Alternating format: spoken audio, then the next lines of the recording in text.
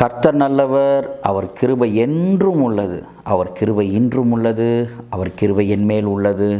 ஆண்டவருடைய வார்த்தையை கேட்டுக்கொண்டிருக்கிற, ஆண்டவருடைய வார்த்தை ஆவலாய் தினமும் கேட்டுக்கொண்டிருக்கிற உங்கள் மேலும் உங்களுடைய குடும்பத்தின் மேலும் உள்ளது. ஆதியாகமம் 2ஆம் அதிகாரம் 1ஆம் வசனத்திலும் 1வது அதிகாரம் 1வது வசனத்திலும் நாம் பார்க்கும் பொழுது ஆண்டவர் வானத்தையும் பூமியையும் சிருஷ்டித்தார் என்று நாம் வாசிக்கிறோம் அல்லவா. 2 இடத்துலையுமே பார்த்திங்கன்னா ஆண்டவர் வானத்தை முதலாவதாகவும் பூமியை 2ஆவதாகவும் படைத்திருக்கிறார். முதலாவதாக வானம், 2ஆவதாக பூமி. அது இன்னும் நமக்கு புரியும்படி சொல்ல போனால் வேறு விதத்திலே வானத்தை நம்முடைய கண் எதிரிலே, கண்ணுக்கு முன்பாகவும் நம்முடைய தலைக்கு மேலாகவும், பூமியை நம்முடைய பாதங்களுக்கு கீழாகவும் படைத்திருக்கிறார். இன்றைக்கு நம்முடைய செய்தியின் தலைப்பு, வானத்தை உன் கண் எதிரில் வை, பூமியை உன் காலின் கீழ் வை. தேவ பிள்ளைகளே, கண் எதிரில் வானத்தை வைக்க வேண்டும், காலின் கீழ் பூமியை வைக்க வேண்டும். ஒரு முறை கூட நீங்கள் சொல்லி பாருங்களேன். கண் எதிரில் வானத்தை வைக்க வேண்டும், காலின் கீழ் பூமியை வைக்க வேண்டும். ஏன் அப்படி வைக்க வேண்டும்? கொலோசியருக்கு எழுதப்பட்ட நிருபம் 3வது அதிகாரம் அதன் 1வது வசனத்திலே வாசிக்கும் பொழுது, மேலானவைகளை தேடுங்கள் என்று தேவன் சொல்லுகிறார். மேலானவைகள் எங்கே இருக்கிறது? வானத்தில் இருக்கிறது அல்லவா. அவைகளை தேடுங்கள் என்று தேவன் சொல்லுகிறார். அடுத்தது, வானத்தில் இருக்கிற மேலானவைகளை தேடுங்க, ஆவிக்குரியவைகளை தேடுங்கன்னு சொல்லிட்டு கொலோசியர் 3வது அதிகாரம் 2ஆம் வசனத்தில் இப்படியாக வாசிக்கிறோம், பூமியில் உள்ளவைகளை அல்ல மேலானவைகளையே நாடுங்கள் என்று சொல்லுகிறார். பூமியில் உள்ளவைகளை அல்ல மேலானவைகளையே நாடுங்கள் என்று சொல்லுகிறார். அப்போது வானத்தில் உள்ளவைகளை நாட வேண்டும், வானத்தில் உள்ளவைகளை தேட வேண்டும் என்று சொன்னால் ஆவிக்குரியவைகளை, ஆண்டவருக்குரியவைகளை நாட வேண்டும், தேட வேண்டும். அப்போது பூமிக்குரியவைகள்னா என்ன, வானத்துக்குரிய ஆவிக்குரியவைகள்னா என்ன, அதையும் அதே கொலோசையர் 3வது அதிகாரத்திலே வாசிக்கும் பொழுது அப்போஸ்தலனாகிய பவுல் ஒரு பட்டியலிடுகிறதை நாம் பார்க்கிறோம். அந்த 3வது அதிகாரத்தில் அந்த பட்டியலிலே நாம் 10 குறிப்புகளை நாம் பார்க்கலாம். அந்த 10 காரியங்களை நாம் 5 வகையாக நாம் பிரிக்கலாம். அந்த கொலோசியர் 3வது அதிகாரம் 5வது வசனத்திலே நாம் வாசிக்கும் பொழுது அதில் அந்த 5 பிரிவுகள் என்று சொன்னேன் இல்லையா, பூமிக்குரியவைகளில் அந்த பூமிக்குரியவைகளை அப்போஸ்தலனாகிய பவுல் சொல்லும்போது சொல்லுவார், அந்த பட்டியலை குறித்து, இவைகளை நீங்கள் அழித்து போட வேண்டும், இவைகளை நீங்கள் விட்டுவிட வேண்டும், இவைகளை நீங்கள் களைந்து போட வேண்டும் என்று சொல்வார். 3 காரியங்களை சொல்வார். நீங்கள் இதை அழிச்சே ஆகணும், இந்த பூமிக்குரியவைகளை, இவைகளை நீங்கள் விட்டு ஆக வேண்டும் என்று சொல்லுவார். இவைகளை விட்டு விடுங்கன்னு சொல்லுவார். அடுத்ததாக அவைகளை களைந்து விடுங்கள் என்று சொல்லுவார். அவைகள் என்ன, அந்த பூமிக்குரியவைகள் என்ன? அந்த பட்டியலில் அவர் சொல்லுகிற முதல் காரியம் என்ன அப்படின்னு சொன்னால், விபச்சாரம், அடுத்தது அசுத்தம், அப்புறம் மோகம், துர் இச்சை. இந்த 4 காரியங்களையும் நீங்கள் ஒரே செக்ஷனாக பிரிச்சுக்கலாம். அப்போது இவைகளை நம்ம என்ன செய்யணும், அழித்து போட வேண்டும் என்று அப்போஸ்தலனாகிய பவுல் சொல்லுகிறார். இதை பார்த்தீங்கன்னா இன்றைக்கு உலகத்தில் இதை ட்ரெண்டாக பார்த்திங்கன்னா அசுத்தமான ஒரு வாழ்க்கை, அசுத்தமான ஒரு ரிலேஷன்ஷிப்பு, உறவுகள், விபச்சாரம், துர் இச்சை, இவைகளை எல்லாம் அவங்க பார்த்திங்கன்னா இதுதாங்க இந்த காலத்தில் லைஃப் ஸ்டைலு, இதுதாங்க நியூ ஏஜ் கல்ச்சர் அப்படின்னு சொல்லுகிறார்கள். ஆனால் வேதம் சொல்லுகிறது இவைகளெல்லாம் பூமிக்குரியவைகள். சரியா? இப்போது நீங்கள் கவனிக்கணும், இந்த பூமிக்குரியவைகளை ஏன் அப்போஸ்தலனாகிய பவுல் அழித்து போடுங்க அப்படின்னு சொல்கிறாருன்னா, நாம் அவைகளை அழித்து போடாவிட்டால் அவைகள் நம்மை அழித்து போட்டுவிடும். உதாரணத்துக்கு நீங்கள் லோத்தின் மனைவியை பார்க்கும் பொழுது இந்த பூமிக்குரியவைகளை அந்த அம்மாவுக்கு விட்டு வர அவங்களுக்கு விருப்பமே இல்லை. அவங்க அதையே திரும்பி பார்த்துட்டு இருந்தாங்களா. நடந்தது என்ன? இன்றைக்கி செய்தியின் தலைப்பு என்ன? கண்ணெதிரில் வானத்தை வை, காலின் கீழ் பூமியை வை. ஆனால் கண்ணெதிரில் அவங்க பூமிக்குரியவைகளை வச்சாங்க. நடந்தது என்ன தெரியுங்களா? அவங்க இதுதான் உனக்கு விருப்பமாக இருக்காமா, உனக்கு இந்த சோதம் கோமரை பட்டவனை விட்டு உனக்கு வர விருப்பம் இல்லையா, சரி நீ இரு அப்படின்னு பூமியிலேயே விட்டார். கடைசியில் அவங்க என்ன ஆனாங்க? உப்பு தூணாக மாறினாங்க. எனக்கு அருமையான தேவ பிள்ளைகளே, இந்த விபச்சாரம், அசுத்தம், மோகம், துர் இச்சை இவைகளை நாம் அழிக்காவிட்டால் அவைகள் லோத்தின் மனைவியை அழித்தது போல நம்மையும் அழித்து விடக்கூடியதாக காணப்படும். அந்த பட்டியலில் 2வது செக்ஷன் நீங்கள் பார்த்தீங்கன்னா அதே கொலோசியர் 3வது அதிகாரம் 5வது வசனத்தில் வாசிக்கிறோம். விக்கிரக ஆராதனையாகிய பொருளாசை என்று வாசிக்கிறோம். Materialism, the desire for the earthly things. எப்பொழுதுமே பார்த்திங்கன்னா நம்முடைய வாழ்க்கையில் சிலதெல்லாம் ரொம்ப தேவையாக இருக்கும், அது ரொம்ப நீடாக இருக்கும். ஸோ அது நம்ம வாங்கலாம், தவறே கிடையாது. ஆனால் சிலதெல்லாம் பார்த்திங்கன்னா அவைகள் நமக்கு இல்லாவிட்டாலும் வாழ முடியும். ஆனால் நம்முடைய ஆசைனால் என்ன செய்வோன்னா அதை வாங்குவோம். அப்போ அதுதான் பொருளாசை அப்படின்னு சொல்லப்படுகிறது. அது ஆண்டவர் எது கூட ஒப்பிடுகிறார் என்று சொன்னால் விக்கிரக ஆராதனையாகிய பொருளாசை என்று சொல்லி, அவைகளையும் நம்ம அழிக்காவிட்டால் அது நம்மை அழித்துவிடும். ஆகான் என்கிற ஒரு மனிதன் எரிகோவை பிடித்த போது ஆண்டவர் சொன்னார், நீ இதெல்லாம் இந்த எரிகோவில் நீங்கள் எதுவும் எடுக்கக்கூடாதுன்னு சொன்னார். ஆனால் ஆகான் எடுத்து வைத்தான். கடைசியில் அவன் என்ன செய்தான்? அவனும் அவனுடைய வீட்டாரும் அழிந்தே போனார்கள். பூமிக்குரியவைகளை நாடாதீங்க, ஆண்டவர் உங்களுக்கு தேவையானது அவரே தருவார். நீங்கள் உழைக்கிறதுக்கு ஏற்ற ஆசீர்வாதத்தை கர்த்தர் உங்களுக்கு தருவார். ஆண்டவர் சொல்லுகிறார், உன் கையின் பிரயாசத்தை நீ சாப்பிடுவாய், உனக்கு பாக்கியம் நன்மையும் உண்டாகும்னு சொல்கிறார். ஆகவே உங்களுடைய கையின் பிரயாசத்துக்கு நன்மை உண்டு, ஆசீர்வாதம் உண்டு, கர்த்தர் உங்களுக்கு பாக்கியத்தை கொடுப்பார். ஆனால் உலக காரியங்கள் மேலே ரொம்ப நம்ம அளவு கடந்த ஆசை வைக்கும் பொழுது அது விக்கிரக ஆராதனையாய் மாறிவிடும், பொருளாசையாய் மாறிவிடும், அது அழிவுக்கு நேராய் நடத்திவிடும். இன்னொரு முக்கியமான காரியம், நம்ம எதின் மேலே நம்முடைய கண்களை வைக்கிறோமோ அதன் மேலே நம்முடைய கவனம் திரும்பும். எதன் மேலே நம்ம கவனம் வைக்கிறோமோ அதனிடத்திலே தான் கடைசியில் நம்ம போய் சேருவோம். இந்த 3 காவை கவனிங்க. எதின் மேலே நான் கண்ணை வைக்கிறேனோ அதன் மேலே என் கவனம் போகிறது. எதன் மேலே என்னுடைய கவனம் போகிறதோ அதில் தான் கடைசியாக நான் போய் சேருவேன். லோத்தின் மனைவியுடைய கண்கள் எது மேலே இருந்துச்சு? சோதோம் கொமோரா பட்டணத்து மேலே இருந்தது. அவங்களுடைய கவனமும் அது மேலே திரும்பினது. கடைசியில் அங்கேயே அவங்க கதையும் முடிஞ்சது. ஆகவே தேவ பிள்ளைகளே, பட்டியலில் 2 காரியம் சொல்லிட்டேன். ஒன்று விபச்சாரம், அசுத்தம், மோகம், துரியச்சை, அதை அழிச்சிடணும். அடுத்தது பொருளாசையாகிய அடுத்தது விக்கிரக ஆராதனையாகிய பொருளாசை, அதை அழிச்சிடணும். பட்டியலில் 3வது காரியம் பார்த்திங்கன்னா கொலோசியர் 3வது அதிகாரம் 8ஆம் வசனத்தில் இப்படியாக வாசிக்கிறோம். கோபம், மூர்க்கம், இதை விட்டுவிட வேண்டும் என்று அப்போஸ்தலனாகிய பவுல் சொல்கிறார். அவைகளை நம்ம அழிக்க முடியாது, ஆனால் அது அப்பப்போ நம்மளை என்ன செய்யும்? அது நமக்கு சோதிக்கும். ஆனால் அதை விட்டுருங்க, அந்த வழியில் போகாதீங்க. இப்போ சில பஸ் ஸ்டாண்டில் நம்ம நிற்போம், ஒரு இடத்துக்கு போகும், அது இந்த வழி அப்படின்னு போட்டிருக்கோம், வயா அப்படின்னு போட்டிருக்கோம். ஆனால் நம்ம அந்த பஸ்ஸை விட்டுருவோம், வேறு பஸ்ஸை ஏன் பிடிப்போம்? நம்ம அந்த வழியில் போகலை, அந்த வழியில் போனால் நம்ம போக வேண்டிய இடத்துக்கு போக முடியாதுன்னு சொல்லி அதை விட்டுட்டு நம்ம எந்த வழியில் எந்த இடத்துக்கு போகணுமோ அந்த வழியாக போகிற பஸ்ஸை தானே பிடிப்போம். அதுதான். அப்போ கோபத்துக்குரிய காரியங்கள் வரும். ஆண்டவர் சொல்கிறாரு, அதில் நீ இறங்கி நீ எல்லாத்துக்கும் நீ சண்டை போட்டுக்கிட்டு உன்னுடைய நாட்களையும் உன்னுடைய நல்ல ரெப்புடேஷன் நட்பெயரையும் இழந்துடாத. ஆண்டவர் சொல்லுகிறார், அதை விட்டுரு. சிலர் அப்படியா, அது பரவாயில்ல, விட்டுருங்க. சில காரியங்கள் அப்படி தான் இருக்குதா, அதை விட்டுருங்க. நீங்கள் அதை நான் சரி செய்ய போகிறேன், நான் அவங்கள திருத்த போகிறேன், அப்புறம் நீங்களும் சில வார்த்தைகளை பேசுவீங்க, அதுக்கு அவங்க பிரதி வார்த்தையை பேசுவாங்க, அது சண்டை பெருசாகி கடைசியில் உங்களுடைய நட்பெயரை இழந்து விட வேண்டியதாக இருக்கும். ஆகவே தேவ பிள்ளைகளை அப்போஸ்தலனாகிய பவுல் சொல்லும்போது சொல்கிறார், அதை விட்டுருங்க, கோபத்தையும் மூர்க்கத்தையும் விட்டுருங்க அப்படின்னு சொல்லுகிறாரு. 3வது காரியம். அடுத்தது பார்த்திங்கன்னா பொறாமையை விட்டுருங்க அப்படின்னு சொல்லுகிறார். அதே கொலோசியர் 3வது அதிகாரம் 8ஆம் வசனத்தில் பொறாமையை விட்டுருங்க அப்படிங்கிறார். தேவ பிள்ளைகளே, பொறாமையோ என்றால் எலும்புருக்கி, அது உள்ளேயே இருக்கும், ஒரு நோயை போல. அவங்க நல்லா இருக்காங்களே, அவங்களாம் இப்படி முன்னுக்கு வந்துட்டாங்களே அப்படின்னு சொல்லி நம்ம அதுக்கான முயற்சி எடுப்போம், நம்ம ஜெபிப்போம், நம்ம காத்திருப்போம். கர்த்தர் நமக்கு உயர்வை கொடுப்பார், நமக்கும் ஆசீர்வாதத்தை கொடுப்பார். ஆனால் அதை விட்டுட்டு நம்ம பொறாமப்படும் பொழுது அது நம்மை அழித்து விடும். அது பூமிக்குரியது, பரலோகத்துக்குரியது, வானத்துக்குரியது அல்ல என்று அப்போஸ்தலனாகிய பவுல் சொல்கிறார். அடுத்தது 5வதாக அந்த பட்டியலில் வாய் சம்பந்தப்பட்டது 2 அப்போஸ்தலனாகிய பவுல் சொல்லுகிறார். கொலோசியர் 3வது அதிகாரம் 8ஆம் வசனத்திலும் 9ஆம் வசனத்திலும் அதில் ஒரு காரியம் என்ன சொல்லுகிறார்னா, வம்பு வார்த்தை நீங்கள் என்ன பண்ணாதீங்க, பேசாதீங்க. உங்கள் வாயில் புறப்படலாகாத வம்பு வார்த்தையே பேசக்கூடாது. கடைசியாக 10வது காரியம், பொய் பேசக்கூடாதுன்னு சொல்லுகிறார்.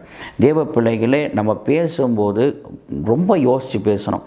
நான் இந்த வார்த்தையை பேசுகிறதுனால ஒரு பிரச்சனை உருவாக வாய்ப்பு இருக்கா அப்படின்னு சொன்னால் அதை பேசாமல் விடுறது நல்லது. நிறைய நேரத்தில் நம்ம யோசிக்காமல் பேசி அதை கேட்கிறவர்கள் தவறாக புரிந்து கொண்டு அதனால் பிரச்சனையை கிளப்பி சில பிரச்சனைகளுக்கு நம்ம ஆழமாக உட்காந்து யோசித்து பார்த்தா நம்ம யோசிக்காமல் பேசின வார்த்தையாக கூட இருக்கும். ஆகவே தேவ பிள்ளைகளே, ஒரு தீர்மானம் நம்ம ஆழமாக நம்ம மனசில் எடுத்தே ஆகணும்.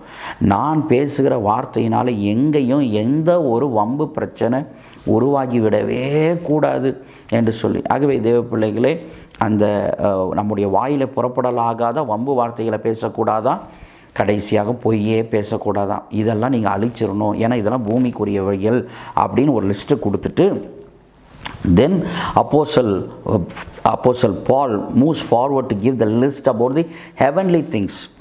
அடுத்தது பவுல் இந்த பூமிக்குரியவைகளை குறித்து சொல்லிவிட்டு இதையெல்லாம் நீங்கள் அழிச்சிருங்க, இதெல்லாம் விட்டுருங்க, இதெல்லாம் கலைந்து போட்டுருங்க. அப்போது அதுக்கு அடுத்தது நீங்கள் எதெல்லாம் நீங்கள் செய்யணும், பரலோகத்துக்குரியவைகளை நாடுங்கள், தேடுங்கள், அதெல்லாம் என்னென்னு ஒரு லிஸ்ட்டு கொடுக்குறார். அதில் ஒரு 7 காரியங்களை பார்க்குறோம். அதுவும் அந்த கொலோசியர் 3வது அதிகாரம் நீங்கள் 13வது வசனம் தொடங்கி 17ஆம் வசனம் வரைக்கும் பார்த்தீங்கன்னா ஒரு 7 காரியங்கள். அதில் முதலாவது காரியம் பார்த்தீங்கன்னா ஒருவருக்கொருவர் தாங்குங்கள் அப்படின்னு சொல்லுவார். 2வது ஒருவருக்கொருவர் மன்னியுங்கள்னுவார். தேவ பிள்ளைகளை நம்ம என்ன செய்ய வேண்டும்னு சொன்னால் ஒருவரை ஒருவர் தாங்கணும். ஆனால் இன்றைக்கி கிறிஸ்தவ சமுதாயத்தில் என்ன நடக்குது தெரியுங்களா? என்ன தாங்கணும் அப்படின்னா எல்லாரும் எதிர்பார்க்குறாங்க. நாங்கள் ஒரு கல்யாணத்துக்கு போனோம், யாருமே எங்களை கூப்பிடலைங்க. நாங்கள் பந்தியில் உட்காந்துருந்தோம், யாரும் எங்களை விசாரிக்கலை. கொஞ்சம் யோசித்து பாருங்கள். எல்லாருமே பந்தியில் போய் உட்காந்துக்கிட்டு எல்லாரும் எங்களை விசாரிக்கணும்னு நினச்சா யார் தான் அங்கே பந்தி பரிமாறுகிறது? சில இடங்களில் கேட்ரிங்குக்கு அந்த கேட்ரர்ஸ் கிட்ட கொடுக்குறாங்க. அவங்க இலை போடுறதுலேருந்து தண்ணி வைக்கிறதுலேருந்து பாயாசம் ஊற்றுறதுலேருந்து எல்லாம் செய்கிறாங்க. But there are certain places, எல்லா இடத்துலையும் அது நடக்கிறது இல்லை. சில இடங்களில் பார்த்தா அங்கே டேபிள் இருக்கும், சேர் இருக்கும், அதை விரித்து போடுறதுக்கு அதை அரேஞ்ச் பண்ணுறதுக்கு ஆள் இருக்க மாட்டாங்க.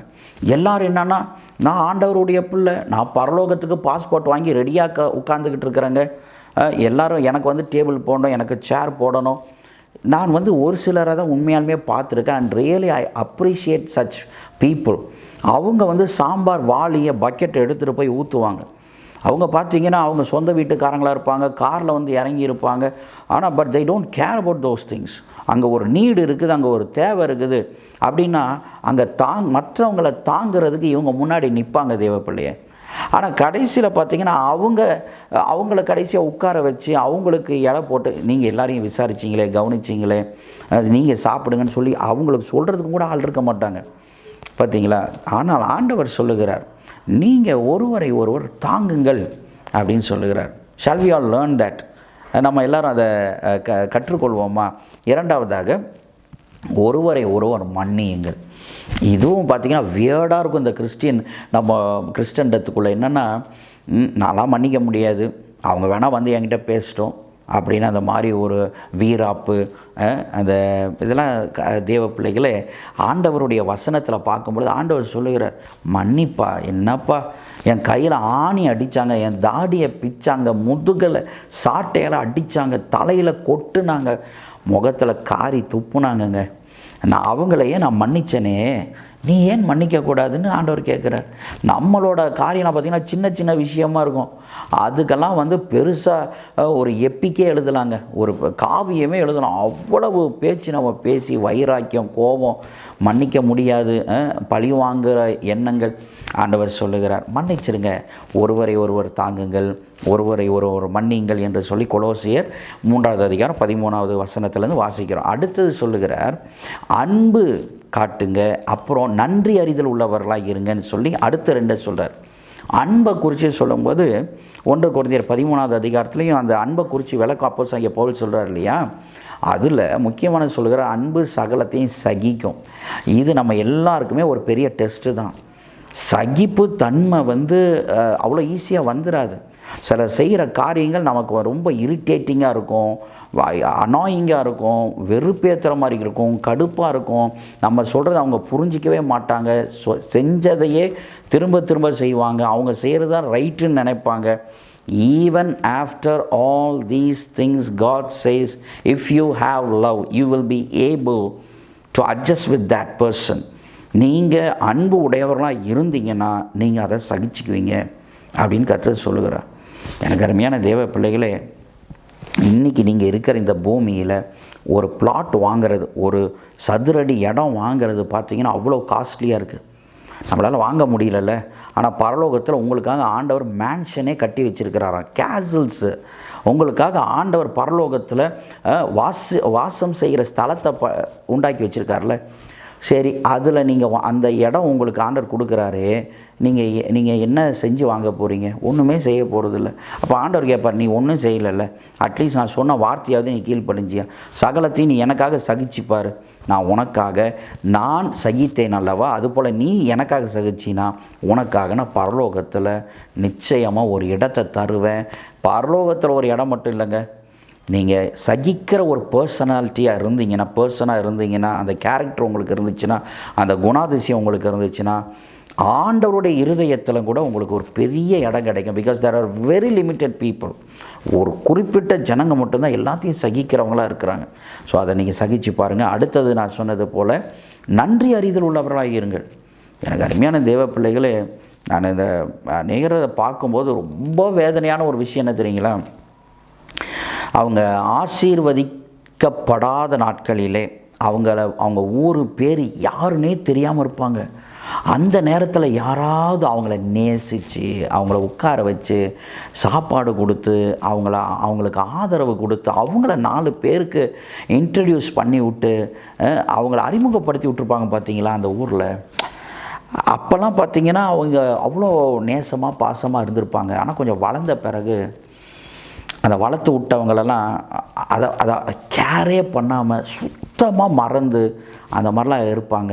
தேவ பிள்ளைகளே, இயேசுவை அறியாதவர்களும் கூட கை தூக்கி விட்டவங்கள மறக்கிறது இல்லை. அவங்கெல்லாம் சொல்கிற ஒரு வார்த்தை என்ன தெரியுமா?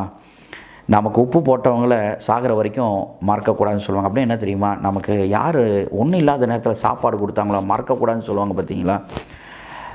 நம்ம ஏறி வந்த ஏணியை எட்டி உதைச்ச கதையாக நிறைய நேரத்தில் நமக்கு வாழ்க்கையில் யாரெல்லாம் கைப்பிடிச்சி தூக்கி விட்டாங்களோ அவங்கள மறந்துடுறோம்.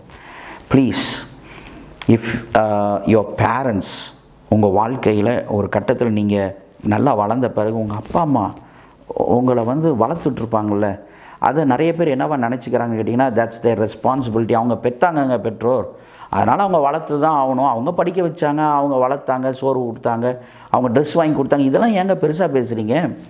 நாங்கள் எங்கள் பிள்ளைங்களுக்கு செய்யலையா அப்படின்னு சொல்லி. இல்லை தேவ பிள்ளைய, நன்றி அறிதல் உள்ளவர்களாக இருப்போம். நம்ம பேரண்ட்ஸுக்கு நன்றி அறிதல் உள்ளவர்களாக இருப்போம்.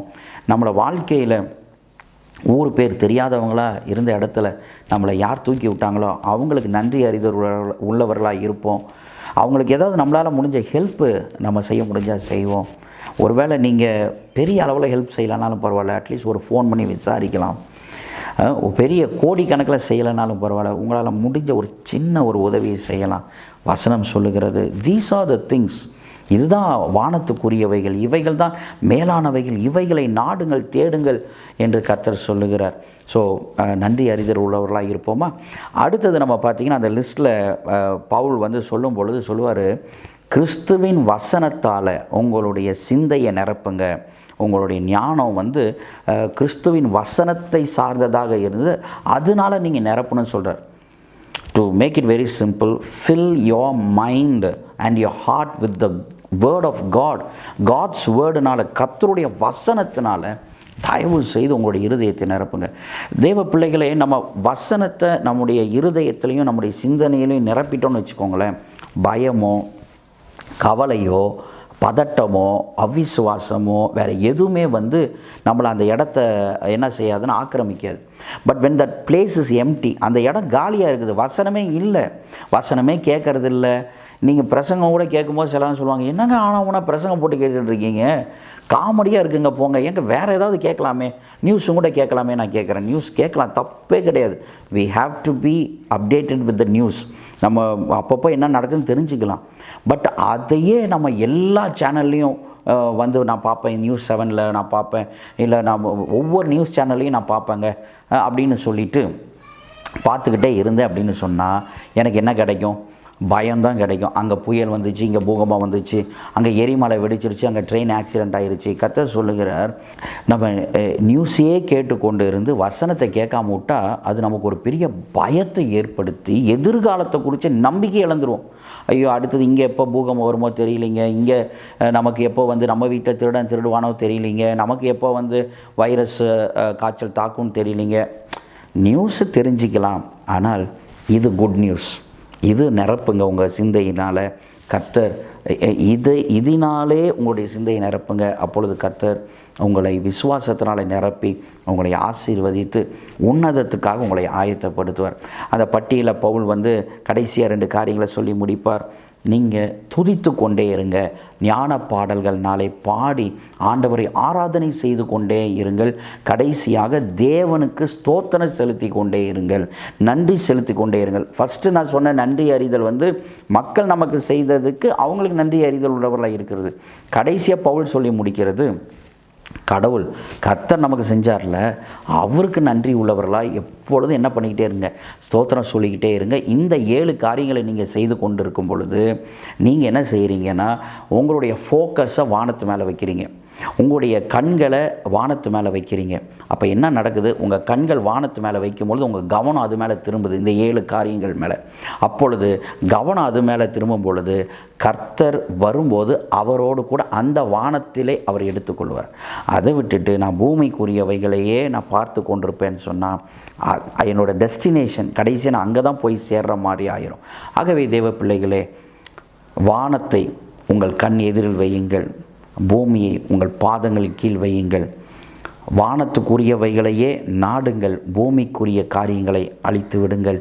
அப்பொழுது கர்த்தர் உங்களுக்கு பரலோகத்தில் மேன்மையான பொக்கிஷங்களை உங்களுக்கு நிச்சயமாய் கொடுப்பார். God bless you. Praise the Lord. Praise the Lord.